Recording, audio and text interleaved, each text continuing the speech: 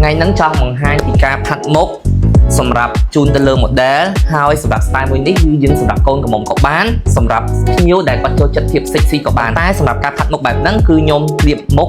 ធ្វើប្រើផ្នែកមុនហើយជាមួយចើមដើម្បីកុំឲ្យស្បែកមុខយើងអត់ស្អាតមានន័យថាពេលដែលយើងលាប color ជ្រូកតិចជ្រូកអីទៅគឺស្បែកមុខយើងអត់ស្អាតទេតែពេលអញ្ចឹងយើងទាមលាបមុខសម្រាប់ style sexy គឺយើងត្រូវការប្រើផ្នែកជាមួយប្រើចើមមុនអញ្ចឹងតើឥឡូវនេះតាមដានទាំងអស់គ្នាសម្រាប់ការផាត់មុខអញ្ចឹងយើងត្រូវខ្ចី color ហ្នឹងឲ្យយើងខិតមកក្រោយបន្តិចចាប់ដើមចលក់ពីពណ៌ស្រាលនិងដិតចូលគ្នាតបចឹងមកផ្ទះឲ្យហៀកតុយភ្នែកហើយឡើងទៅលើឲ្យស្រាលដិតកតុយចឹងមកហ្នឹងហើយស color ចាំយើងខ្ជះខ្ចាយមកក្រោយ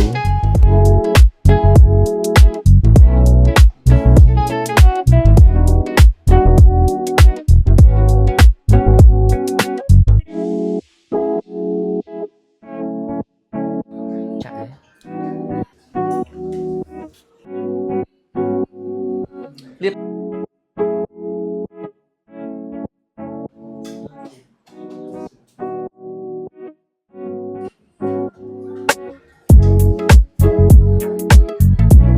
ដើម្បីឲ្យមានពលឺ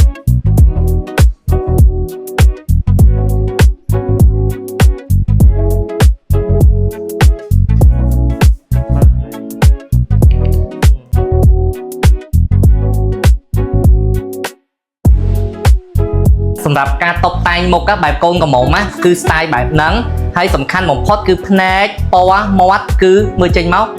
ឲ្យស័ក្តិសមជាមួយមើលចេញមកឲ្យផ្ទៃតែមួយចឹងនិយាយចឹងណាហើយបែបម្នេះមើលណែស្អាតខ្លាំងចឹងសិស្សអាចសួរបានឆ្ងល់អីគាត់ថាមិនដែរនេះស្អាតអញ្ចឹងណា